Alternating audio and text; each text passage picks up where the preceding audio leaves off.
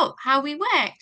So, I'll first of all just introduce my student Sama, who I've been working with in a summer Stop. course.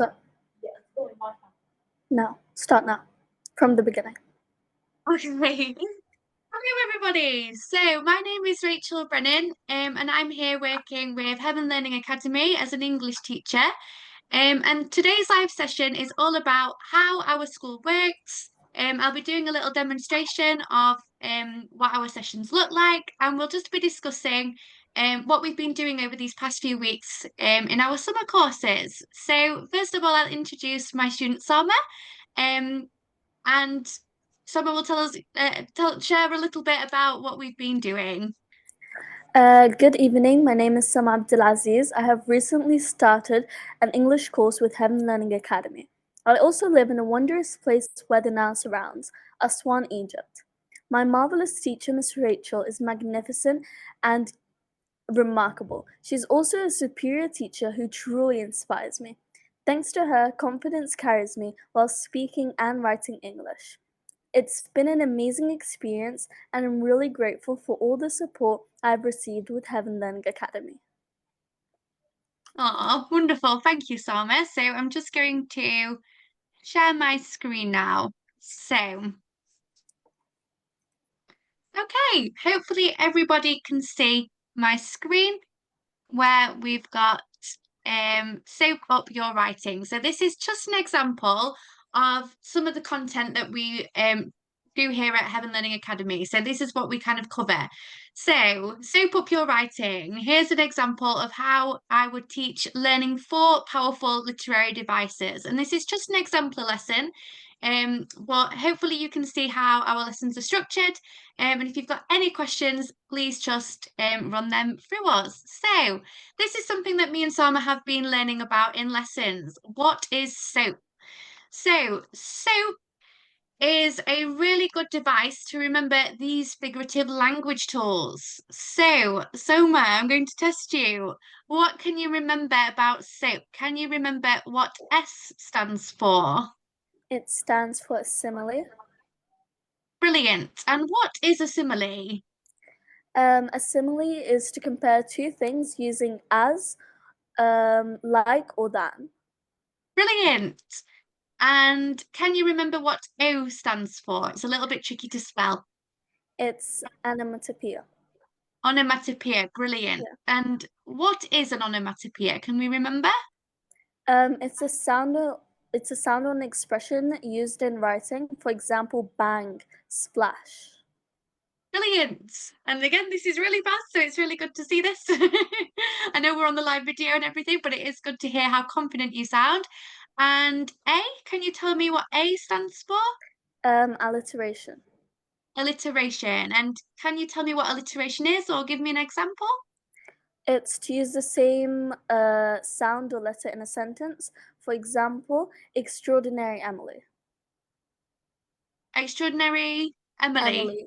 Yeah. Brilliant. Yes. So beginning 2 or more words with the same letter makes a device alliterative. Brilliant. It makes the phrase alliterative. And then lastly, we've got P, personification. Yeah. And what does personification mean? It's to give an object or an animal feelings. Yes. So could you give me an example? We could say, my fingers were screaming. Yeah, so you're making your fingers kind of have a mouth, have a voice, which that is Yes. personifying them. Maybe a more common kind of example that we would see is maybe describing the weather. You might have noticed I looked Yeah. outside there. The trees are dancing in the wind.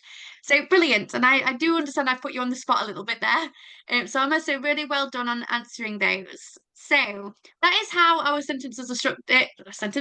How our sessions are structured. We usually go through, so we begin with our main task, and then we start off with kind of recalling on what we've already learnt, which helps us develop our session. So we reinforce understanding, and then we will go through each method and examples as a class. So I define and then demonstrate. So a simile, as Soma said, it's comparing two things using like, as, or than.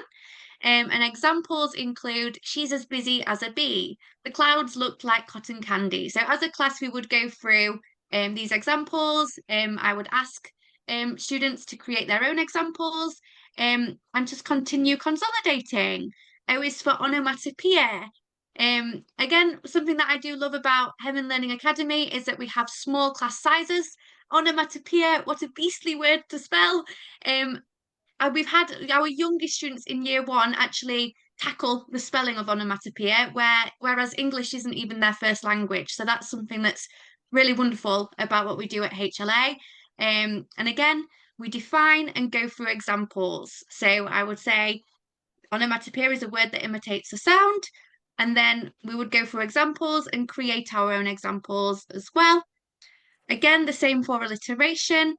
And you might be finding that you're learning something new as I'm going through this, hopefully. So alliteration is the repetition of the same sound at the beginning of nearby words. Peter Piper picked a peck of pickled peppers. Whispering winds whirled wildly. And of course, what we do like to do, because we have small group sizes, is integrate students. So what I can do through our sessions is bring in Sarma's name. I could say superb Sarma, and that instantly gets their attention. So that is a little trick that we like to integrate, personalized teaching. And then again, personification, definition, and examples. And we would do a whole group discussion around this. So again, Salma, I'm here to put you on the spot. So let's have a little look at soap in action. So let's see if you can spot any soap techniques in this sentence. So I'm just going to read this for us. The thunder roared, the rain danced on the roof, and the sleepy sun peeked out like a shy child. Okay, so as I've told you before, Soma, sometimes with soap, the best thing to do is kind of zoom in on one device at a time. So we'll start with Okay. simile. Can you spot any similes in this sentence? Yeah, the sleepy sun peeked out like a shy child. Perfect, well done. And we will move to onomatopoeia now, and I'm using different colours just to help, for example, if I was in a class, help students segregate these devices separately in their minds. So onomatopoeia, can you see any examples, Soma? For O is roared. Brilliant. And alliteration? Um, the sleepy sun. Brilliant.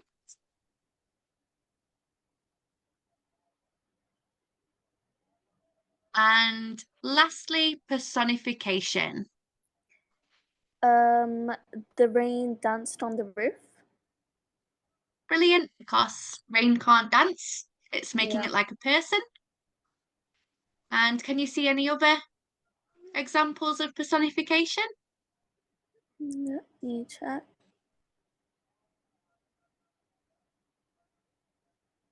I can't seem to spot any. Oh yes.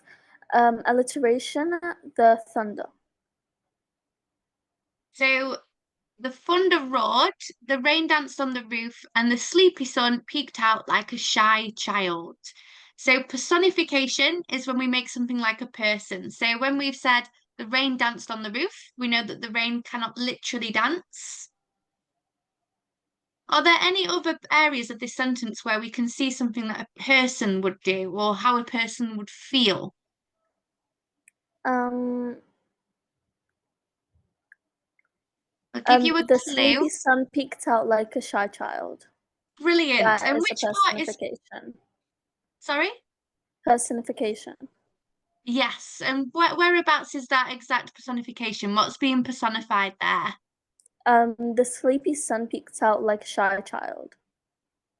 Brilliant. So the sun being sleepy, sun cannot actually feel tired. We can feel tired as people, so that's personification. So we've got a personifying simile there. We've got two in one. So we've actually got a blend of devices in this sentence. So really well done. You've spotted all of them. Brilliant. So again, in a class, we challenge students not only to recognise and identify the methods and define them themselves and come up with their own examples, but also to find them within sentences as well. And we have interactive whiteboards where students can actually just draw and circle them themselves.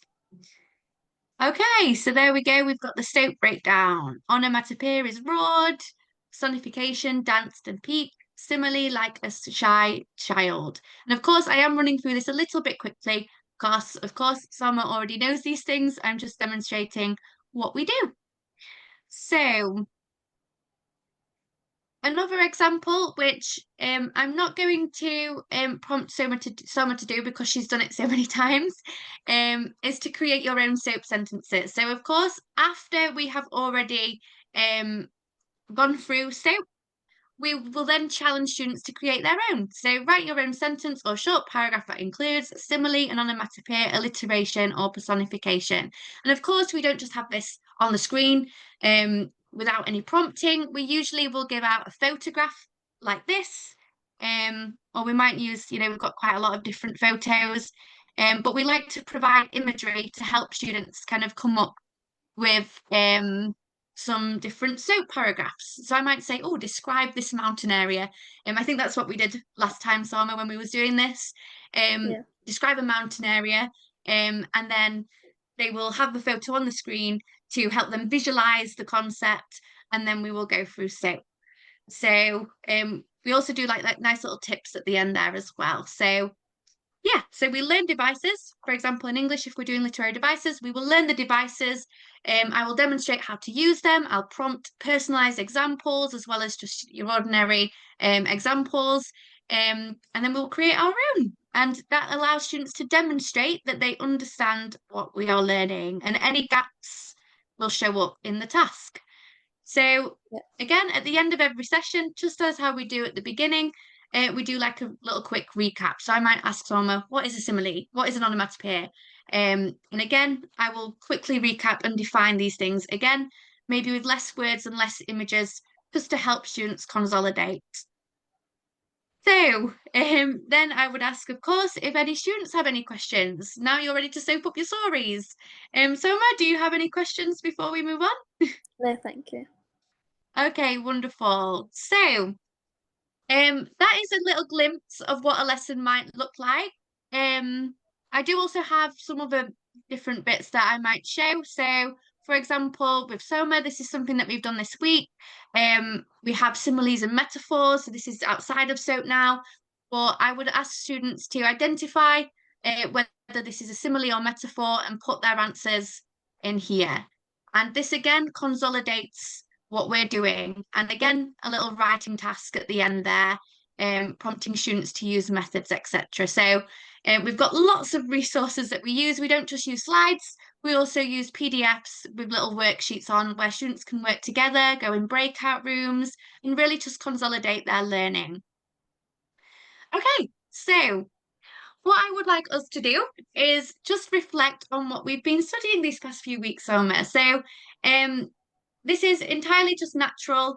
I just would like you to think of maybe, and this can include SOAP, things that you did not know before our sessions with Heaven Learning, and things that you've learnt over the past few weeks. So this could be skills that you've learnt, literary techniques, language and structure, everything that you've learnt in the past couple of weeks, as we are coming to the unfortunate end. So, what have you learnt with me, Samo? Can you tell me some different things that you've learnt, whether it be devices or skills? I've also really learned how to use SOAP in my sentences or in my writing generally. And that has actually improved so much while speaking or writing. Brilliant. And also using sensory imagery or zooming into specific details. Wonderful. So, sensory imagery. Can you tell me what is sensory imagery? Um, it's generally to use the five senses to describe what we can see, smell, hear, touch, everything. And why might somebody do that in their writing? So that while the other person is reading the writing, they can actually imagine everything that's going inside. Or, for example, a person's cliff jumping, so they're saying everything surrounding them and how they feel, so the reader can know exactly how the other person feels and even want to continue reading. So most authors use soap and sensory imagery. Wonderful. So, sensory imagery, I've put using the five senses to evoke my reader's imagination and urge them to read on. Fantastic answers there, Soma. Oh, I am proud. And I'm really glad that you've enjoyed it as well and that you've taken this from our sessions. So, you also said zooming in on finer details. Can you tell me what that means? Or can you give me an It's example? like what you can see, but further out of the picture. So, and also like trying to use very strong vocabulary to continue with what you're talking about.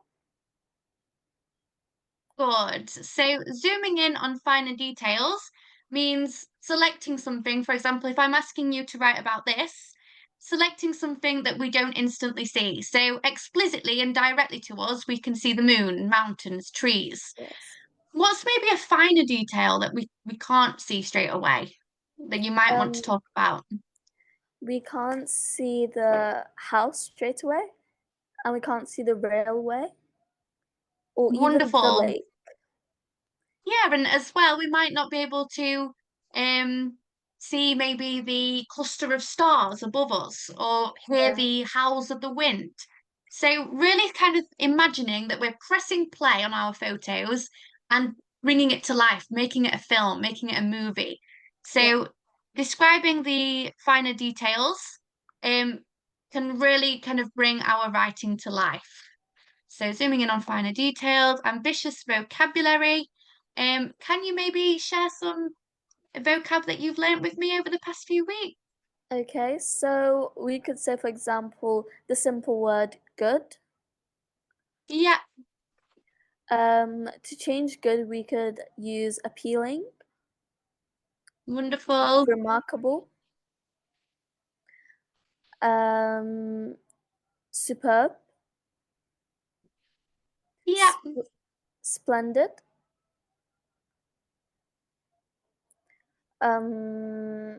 magnificent, wonderful.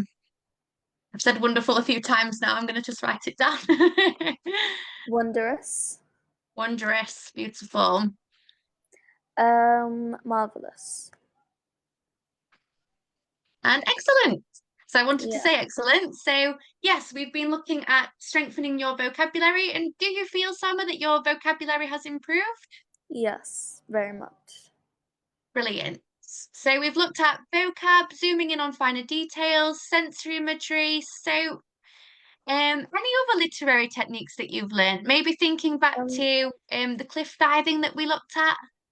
w- if you think of it very deeply into your thoughts, you would come to use war imagery. Oh, wonderful. So we can use war imagery, which is words that relate to war to intensify our emotions. So, for example, instead of saying, I am scared, my mind battled with the constant fear of, and then, Yeah. of course, bringing in whatever it is you're scared of. Um, or my mind raced like bullets in a war zone. Just bringing in those words that have connections, connotations to war to really intensify our fear. Brilliant. Yeah. Um, what about if you feel two contrasting emotions at the same time, Soma? So if you feel like fear and excitement, what's like a good method that you could use to capture both of those conflicting emotions? We use oxymorons. Brilliant. And can you give me an example of an oxymoron? So, an example of an oxymoron is, let's say, the the terribly good or the disgustingly delicious cake.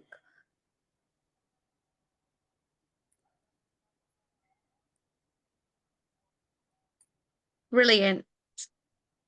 And if I'm excited, but also really scared to do something, we might have the disastrous excitement thrilled my body, something like that. Yeah. So yes, oxymorons are using two opposite ideas together, two opposite words together to create an effect. And usually that effect can be to capture internal conflict, the idea of two things coexisting, like, oh, I want to do this, but I'm scared to do it, just like cliff diving. Okay, Yeah. wonderful. And any other methods that we've looked at recently? You can maybe think there's something called internal and external conflict. Brilliant. And internal conflict is when you're at battle with yourself. And what is external conflict, Sama? Is when you're in battle but in real life. For example, you're having a problem with someone or you've went into a fight with someone, so that's actually face to face external conflict. Good, yes. Well, not good. We don't like fighting. But yes, external conflict is when we are at war with someone or something else. So, or having difficulty with someone or something else. It could be nature, it could be a real person. Wonderful. And today we We looked at learn using show don't tell. show, don't tell. Brilliant. And what does show, don't tell mean? It's when you're describing something, you're trying to describe it as if you're describing to the blind, not to a person that can actually see. So, for example, let's say she is scared. So, you're not going to say she is scared. You're going to continue using ambitious vocabulary and zooming into specific details and showing how her body moves, how she feels, and stuff like that. Oh, wonderful, Sama. I'm glad that you've taken that from today. So, tell would be she is scared. Show, we could say her body trembled and twitched as sweat dribbled down her spine. Again, I'm using personification with sweat dribbling down her spine. I'm using some ambitious verbs, trembled and twitched, and I'm showing that she is scared rather than saying she is scared, rather than telling us that she's scared. Yeah, Okay, wonderful. So I think in a nutshell, that does kind of summarize a lot of the methods that we've been learning yeah, over the past few weeks. Structurally, we have also looked at diversifying our sentences. So we have also looked at sentence variety, which we will be continuing this week as well, such as short, snappy sentences for impact and using varied punctuation. And this is something that we will be looking at more this week as well. So that's a nice little mind map there. Oh, I'm yeah, sorry, that was quite basic vocab. That's quite a remarkable mind map there of what we've been up to these past couple of weeks. So thank you so much, Soma, for answering and engaging. And I'm really happy to hear that you remember so much from our sessions and that you've taken so much from our sessions as well. Okay, so I'm going to stop sharing now, and I would like to invite prospective parents to go ahead and ask any questions that they may have in the comment section, because I am here to answer your questions. So I am aware that that was quite a quick little lesson. Hopefully, I've demonstrated what our sessions look like, but this is typically what an English language session would look like with Heaven Learning Academy. We use lots of resources, it's multimodal delivery, and there's a lot of psychology involved, which hopefully you did see that in my demonstration with the, asking Soma to demonstrate and really assessing her knowledge of what we've been doing, which Soma, again, you've done fantastic there. Well done. So I'm just going to have a little look on the live. So if anybody has any questions, please pop them through and I will be here to answer them for the next 10 to 20 minutes, depending on how many we get through. So any questions, guys, please don't hesitate to pop in.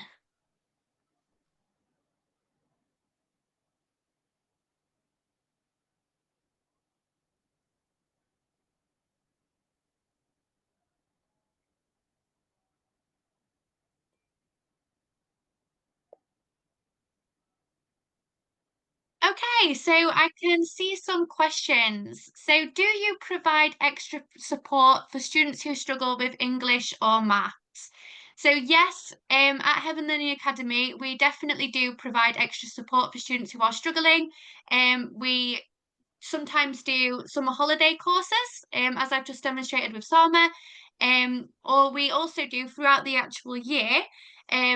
We allow intervention. So sometimes we do one-to-one sessions with students that are really struggling, that really need it. Of course, this is only for students that, absolutely need that extra support, but any extra support that is needed, we do encourage students to not feel kind of as though they are like getting like extra workload or bombarded, but we do it in a way that kind of integrates nicely with their timetable already. So we do provide extra support, extra homework sheets. For example, I had a parent express to me that they were concerned about spelling, and so I sent them 60 spellings that they can do separate to what we're already doing. So we like to kind of keep it fair and equal. But if a student is significantly struggling and needs intervention, then yes, we absolutely provide that. And there's also wonderful resources that are available 24/7. For example, on A to Z Raz-Plus, students who are struggling with English, for example, have constant support with accessing resources from there as well. So there's lots of support. There's an abundance of support for students who struggle with English or maths. And I'm an English teacher, so of course, if students are struggling in English, they can pop me an email as well, and we can sort out arrangements. What is a typical daily schedule like for a student at Heaven Learning Academy? Okay, so it's very similar to what you would have in a British school. You have your morning sessions, a break, and then you have your afternoon sessions. So it's really just exactly like what you would have in a school, but online. So it's the exact same as a school, except it's condensed into smaller hours. You get breaks at home, and you don't have the worry of transport. So it's pretty similar to what you would have in a typical school day.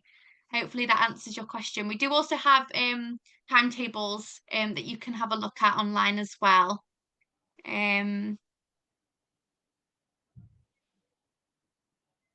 see if I've got any more questions coming in. I am just looking now, guys.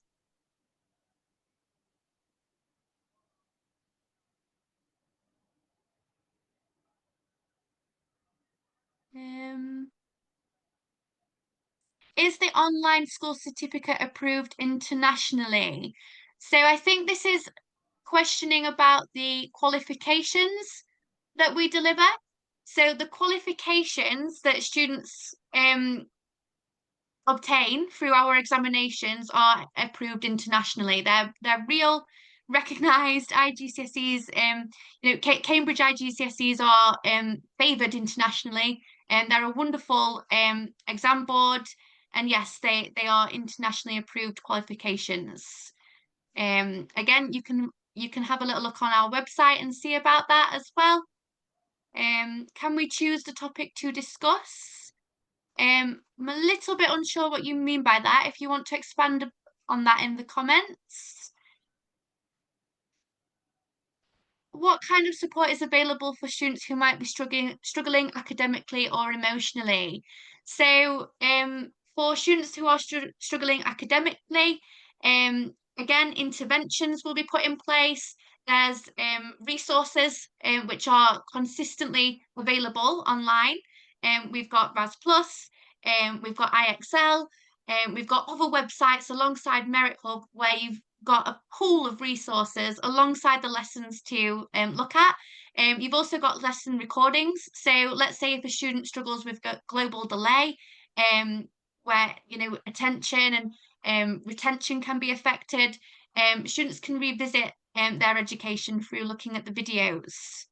And emotionally, students that are struggling emotionally, um, they've got us, their teachers, they can let us know. And of course, our safeguarding team, if there was any, true concerns about a child's emotional well-being, we would go through the safeguarding process. But emotionally, we're here for them. We have had students struggle emotionally. For example, we've had students struggle with motivation before, and we like to kind of nurture them into feeling more motivated and setting goals for the day. For example, through our what do we call it now? What's the word I'm looking for? I've been speaking quite fast.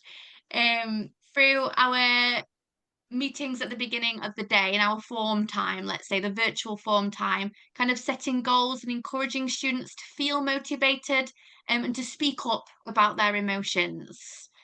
Um, if we want to change back to a regular school, will it be possible? I believe so. Um, I'm not actually entirely sure with that. Naveed, if you could maybe say in the comments and I can help facilitate that one. Um, I'm not entirely sure. Can I sit or watch my child's class? So you can watch your child's class. Every single lesson is recorded. And if you wanted to sit nearby, sure, absolutely. That's absolutely fine. And every single lesson is recorded for safeguarding reasons, of course, and for the purpose of consolidation. So every lesson you can watch, which is pretty amazing, I think. It gives you a lot of reassurance on what's being covered, allows you to keep up the curriculum, etc. So yes, you will be able to see the sessions.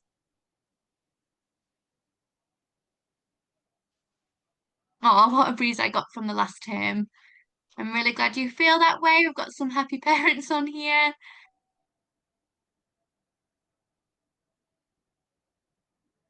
Just having a little look at the comments, making sure I'm not missing anyone.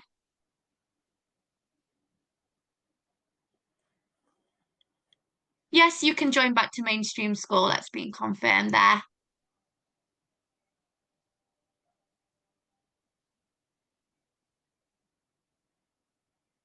Do you have any pastoral care support in your area school?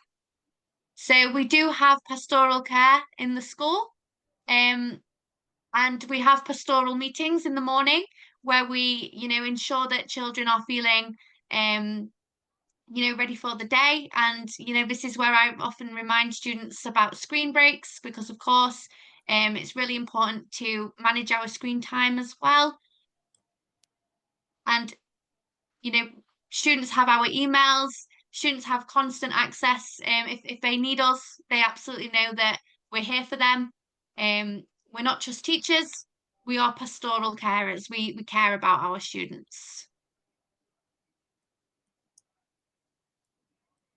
Is there a Google Classroom for work? So we work on Merit Hub, which is extremely similar to Google Classroom. You basically have everything on there for work. Yes, you've got homework, you've got your recordings, you've got your discussions. So it's extremely similar to Google Classroom. It's actually better, I think. We've got lots of different resources and areas on Merit Hub, which allow students to really kind of see everything that they've been doing and see their homework.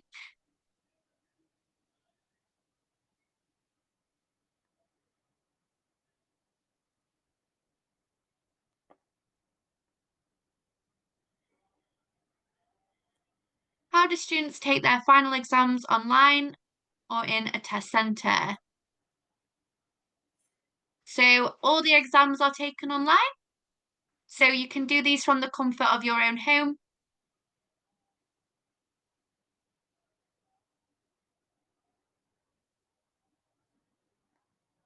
And yes, just to expand on the question about Google Classrooms, Merit Hub is specifically designed for online schools. It's much more sophisticated. How many times do you allocate homework per week? So this is very kind of teacher specific. And class specific because different classes, different sizes, different needs. But typically, classes will get 1 to 2 homework pieces a week, and we don't like to overwhelm them. But we also like to ensure consolidation of what we're doing in class. And these are all accessible on Merit Hub. The younger classes also get spellings per week, as well as little tasks to do on IXL, as well as writing tasks and reading tasks to consolidate what they've done. So the younger groups do actually get more homework, just to kind of prompt them to consolidate.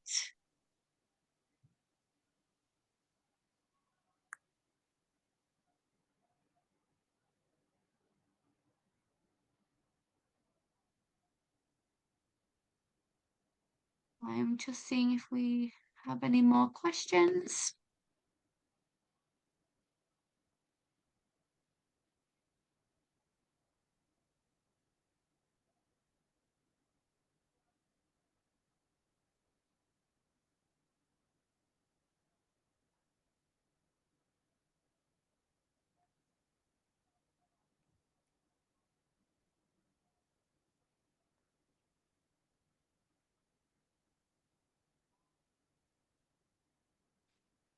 So I'll just allow a few more minutes, see if any more questions come through.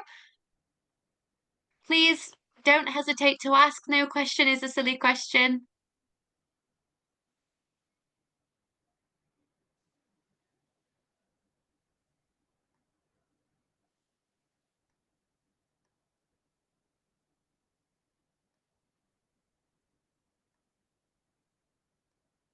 Any more questions, guys?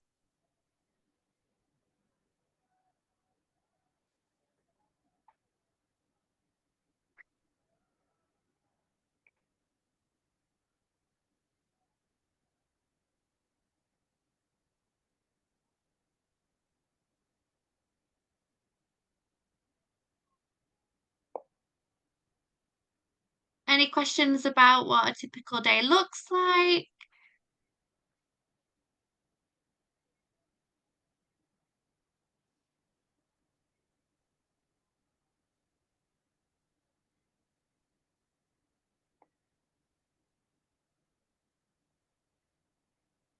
Can we choose the topic to discuss? I meant for the student. I ask if we can choose the lesson itself or you have your own syllabus. So we do have the curriculum. So we follow the British curriculum and we create our own syllabus to follow according to that curriculum. However, we can personalize sessions as well. So if a student is, for example, obsessed with roller coasters, we could maybe integrate roller coasters into a creative writing session. So I do believe in the power of personalized learning. I've had students write about what country they're from and what countries they'd like to visit. Because we are an international school, we've got students in Dubai, we've got students in Saudi Arabia, we've got students all over the Middle East, really. We've also got students in England. And we love our diversity and we like to promote diversity and express our diversity. So we do have like creative writing sessions, which are all based on where students are from and allowing students to be more kind of expressive in their individuality. So parents can't really just kind of like email and say do this tomorrow because we do obviously teach the curriculum. However, if you have a child that's in love with sport cars and you've struggled getting them to read or write unless it's to do with sport cars, of course we will have to promote the curriculum and teach the curriculum, but I could include sport cars. So in terms of English, I'm speaking for, you can just query with the team and let me know, let us know what topic you would like us to include. Again, not even just with English, but let's say if a student is really struggling with patience at home behaviourally, we could do patience as a theme that we're looking at as a school. So we can integrate topics that parents think that we should include and talk about. And we have done. We did Honesty Week um, last term, and we had students really reflect on what honesty means, how to be honest, different situations where they might not want to be honest, and how to kind of confront that anxiety. So we do have a little look at an array of topics as well as sticking with the curriculum. Do you provide IT training before children start having learning academy? Absolutely. And as somebody who is new to, I wouldn't say I'm necessarily too new to it, but new to an online school. I'm not new to online teaching, but um, Merit Hub was something that I was new to. The IT team are absolutely amazing. And, as somebody who isn't the best with technology, they brought me around quickly. And I really understood everything really, really quickly. And the IT team are so fast. When I click my fingers, I'm not being exaggerative. They reply so quickly. So they provide IT training, they answer questions. Um, the team is just absolutely amazing. So if a student isn't feeling, too confident with the computer or isn't necessarily computer literate, our team will 100% make sure that everything runs smoothly for them. It's a brilliant team, and I'm not just saying that because I'm a teacher here. Truly a brilliant team, and it's made my work easier as well. So for the children, it's the exact same. And how is the admin support in the school? Again, absolutely exceptional. Um, our admin team, I don't want to just kind of be spotting names, but we're all thinking of the R word, I'm sure. But yes, our admin team are absolutely fantastic. Emails are answered really quickly. Again, not just for students, but for staff as well. I feel really looked after. Parents feel really looked after. Any queries are answered and dealt with in a timely manner. So our admin team again are absolutely exceptional. Do you assess the students before starting sessions? So I'm unsure what's meant by this, but we do provide a 15-minute little intervention before each day begins, and we ensure that students are prepared. We ensure that students are aware that they need breaks through the day, that they've got water and food, etc. And we ask questions at the beginning of each lesson to consolidate what has been learned in the last session as well.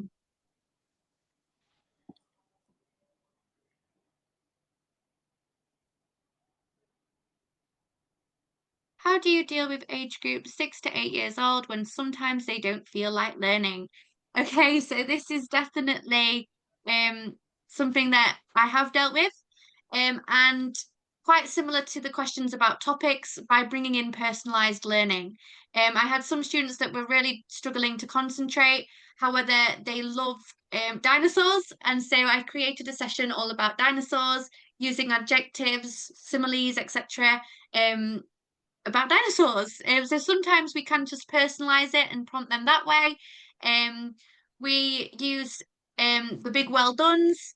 So on Merit Hub, you can click well done and you can have students dance. And it'll say well done, and it'll be having like flashing lights. And students love to dance, students love to relax. So they know that they're going to be laughing with their peers online, having a little groove when they've done some work. So that really promotes.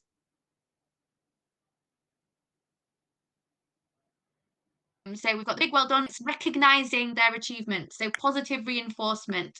We also do exercise negative reinforcement as well.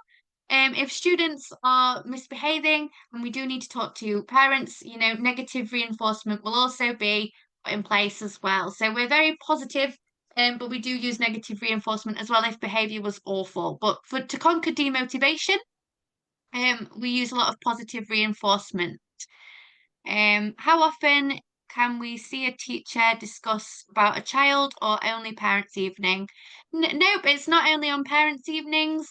Parents can get in touch with us at any point they want to discuss. We encourage that. We absolutely encourage parents to teacher communication. I love hearing from parents. I love meeting with parents and seeing more about my students' lives, and being able to help more. If a parent tells me, that let's say student A has been really struggling with fidgeting in everyday life, then I know that that is something that they're going to struggle with in our sessions as well. Or if a student is struggling with patience, that is something that we can exercise in lessons. So the more we know from parents, the more we can deliver a more tailored approach. So Yeah, we love to hear from parents, and it's not just parents' evenings. We are very communicative. Um,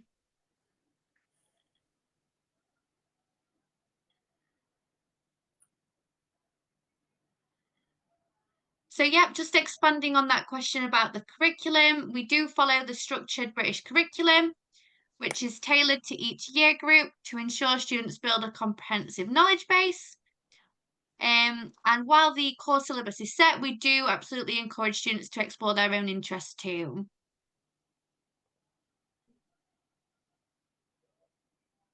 Do you teach music? Me personally, I don't teach music, but yes, at Heaven Learning Academy, there are music sessions. There are lots of different subjects that we deliver here.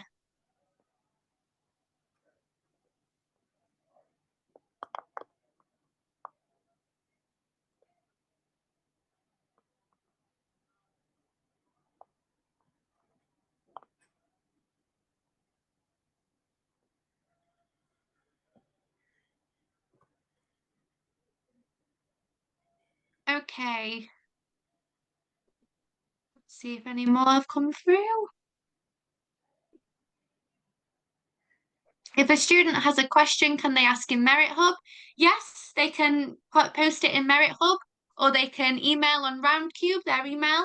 So of course, students have their own student email addresses. So if they've got a question, they can pop me an email, or they can put it on Merit Hub, or they can ask in the session as well. We're happy to extend sessions and listen to students if it's at the end of the day and we don't have another class.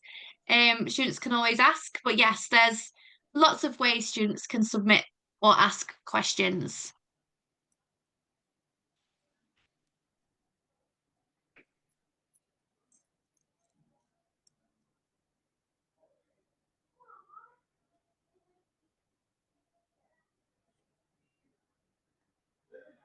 How many lessons are in a day in Heaven Learning Academy? So, yep, I can see we've got an answer in the comments, but I'll say as well, it depends on the year group and subject choices. On average, students have 3 to 5 lessons per day, each lasting around 45 to 60 minutes, with short breaks in between. So timetables are designed to balance core subjects with the optional courses. And we've also got time for independent study or extracurricular activities. But yeah, 3 to 5 lessons per day. So it's not too overwhelming at all.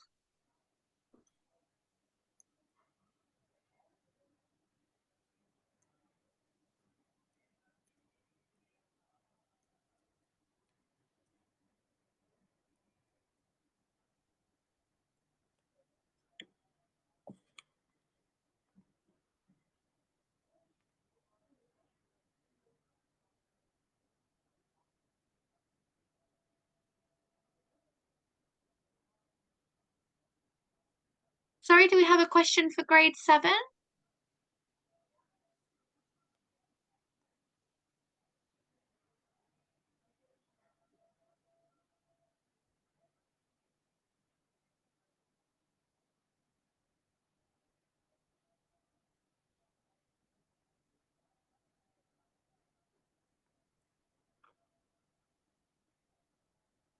How many lessons for grade 7? So I believe that is 5 a day. So it's between 3 to 5 sessions a day. Every day with me in English. Are there science sessions? Yes. And our science teachers are absolutely incredible. I've seen some of Kerry's sessions and they're absolutely remarkable. I've learned from them. So yes, our science teachers are absolutely fantastic. All the needed qualifications are delivered. Not only needed, but also desired. There's some amazing qualifications that you can get with Heaven Learning. If this was around when I was younger, I would have 100% attended Heaven Learning Academy instead of my school. It's first of all, it's the Cambridge IGCSE. You get your core subjects in and optional subjects which are desired. And it's from the comfort of your own home. It's not overwhelming at all. You save on transport costs. you're in smaller groups, teachers can really work with you. For example, in a class of 30 when I'm teaching, I might not spot in real life a student that keeps repeating a verb. Let's say they just keep on repeating this specific verb again and again. With Heaven Learning Academy, we're all online, it's all recorded and monitored, so we can come back and watch it. And, students can be really kind of closer to us in a way because students are in smaller classes, so I can notice mistakes easier. So it's really quite a tight-knit community where we can um identify students' needs and quirks um easier. Okay, so I believe we are wrapping up now. So any more questions, please pop in and then we will begin wrapping up. Thank you so much for listening and for asking your questions.